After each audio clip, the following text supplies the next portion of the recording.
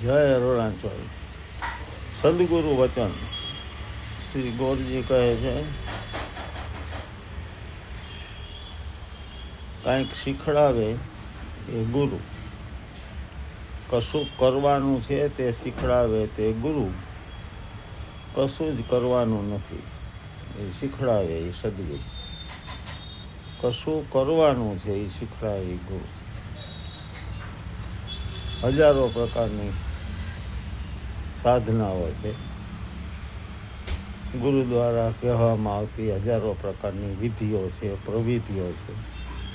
એ શિષ્યને શીખડાવે, શિષ્ય એ કરે, એનું શારીરિક, માનસિક, મનોશારીરિક લેવલ વ્યવસ્થિત બેલેન્સ થાય અને પછી ગુરુ કંઈક રેડે. હજારો પ્રકારની સાધના, વિપસ્યના,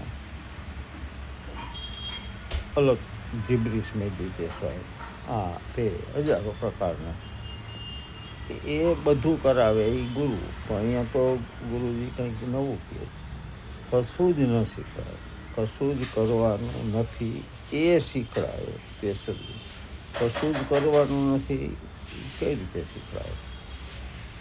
ઘણું બધું કર્યા પછી, કરાવ્યા પછી એ સમજ સાધકમાં ઊભી કરે કે આ બધા સાધનો વ્યર્થ હતા.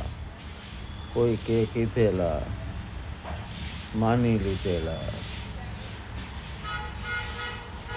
પરંપરાથી આવતા કર્યા, પણ એ બધું કર્યા પછી અને આ વાક્ય આજનું છે સુવાક્ય ગુરુદેવનું યાદ આવે. રાપરમાં ભાણસરની જગ્યામાં જોયેલું એક વાક્ય લખેલું હતું કે ભાણ કહે તું ભટકીશમાં મથીને જોઈ લે માય. ભાણ કહે તું ભટકીશમાં મથીને જોઈ લે માય. સમજીને સૂઈ જાય, કરવાનું નથી કાંઈ. સમજીને સૂઈ જાય. સમજવા માટેનું જે કંઈ ગાળો છે, વિચ વી કોલ મેડિટેશન, સાધના, જે શબ્દ વાપરો તે સમજીને સૂઈ જાય, કરવાનું નથી. રમણ મહર્ષિ કહે છે, યુ આર ધ સેલ્ફ. નિસર્ગદાસ મહારાજ કહે, આઈ એમ ધેટ. તું જ ઈ છો. પણ એ ગાળો કે સમજણ નથી પ્રગાઢ થઈ ત્યાં સુધી બધું હવાતિયા મારવાના છે. વળી પાછા સદગુરુના વાક્ય ઉપર આવીએ, જે હું કાંઈ સમજો છું તે મુજબ ફિઝિકલી અવસ્થા પણ એવી નથી કે હવે સમજી શકો. પણ જે કાંઈ ઇમોશન્સ આવે છે એ પ્રમાણે ગુરુદેવ એમ કહે છે, કાંઈક કરવાનું શીખડાવે એ ગુરુ, કાંઈ જ નથી કરવાનું એ શીખડાવી સદગુરુ. કાંઈ જ કરવાનું, બધા જ પ્રયત્નો છોડી દીધા પછી એટલે લાગે છે કે અલ્ટિમેટ સરેન્ડરની વાત થાય. 100% એના સરળ કાંઈ કરવાનું. શ્રદ્ધા અને શ્રદ્ધાનો હોય વિષય ત્યાં પુરાવાની સી જરૂર. ભગવદ્ ગીતામાં ક્યાંય કૃષ્ણએ સહી નથી કરી. કૃષ્ણની સહી નથી ભગવદ્ ગીતાની. લાલી મેરી લાલ કી જીત દેખું ચિત લાલ, લાલી દેખત બે ગઈ, મેં ભી હો ગઈ લાલ.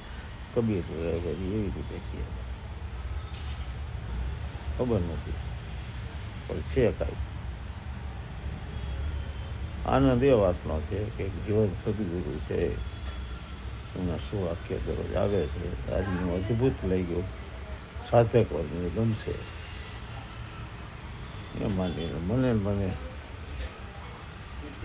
સમજાય એ માટે કદાચ મેં વિડીયો બનાવ્યો છે. કાંઈક કરવાનું શીખડાવે ગુરુ, કાંઈ જ કરવાનું નથી શીખડાવી સદગુરુ. ધન્યવાદ. આપણા પ્રતિભાવો કહેજો, કદાચ મારી સમજ વધારે પ્રગાઢ થાય. પ્રણામ. જય